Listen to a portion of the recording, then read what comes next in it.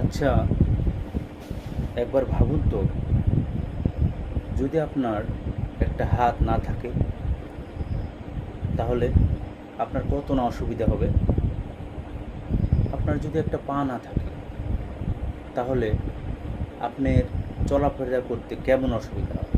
ধরুন আপনার একটি চোখ নেই, তাহলে এই জগৎটাকে কিভাবে আপনি দেখবেন, কতটা অসুবিধা হবে আপনার।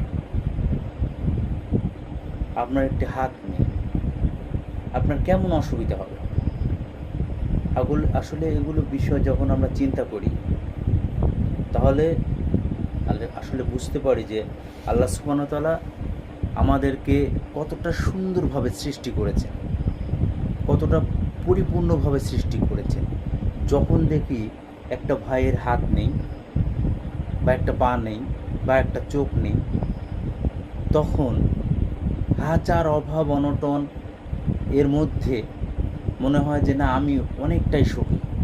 আমার হয়তো টাকা নেই, আমার একটা হাত আছে বা একটা পা আছে বা একটা চোখ আছে, দুটো চোখ আছে, এগুলো আমি আর কি পরিপূর্ণভাবে আল্লাহ সুবহানাহু ওয়া তাআলা আমাকে দিয়েছেন। তো প্রত্যেকটি মানুষেরই এভাবে শুকরিয়া আদায় করা দরকার আল্লাহ সুবহানাহু ওয়া তাআলার প্রতি। আল্লাহ তো পারতেন যে আমাকে একটা হাত না দিতে, একটা পা না দিতে, অথবা দুই চক্ষুই অন্ধ করে দিতেন, এরকম পারতেন। কিন্তু আল্লাহ সুবহানাহু ওয়া তাআলা পরিপূর্ণভাবে আমাদেরকে সৃষ্টি করেছেন। তো সেই সুবাদে হলেও আল্লাহ সুবহানাহু ওয়া তাআলার শুকরিয়া আদায় করা উচিত, তার যে হুকুম এগুলো মানা উচিত, আল্লাহকে সিজদা করা উচিত। আল্লাহকে সিজদা করা উচিত যে আমার একটা দুটি চক্ষু আছে, আমি চলাফেরা করতে পারি, আমার দুটি কানই আছে সচল, আমি কানে শুনতে পাই, আমার মুখ আছে, আমি মুখ দিয়ে ভাত খেতে পারি, হাত আছে, হাত দিয়ে আমি কাজ করতে পারি।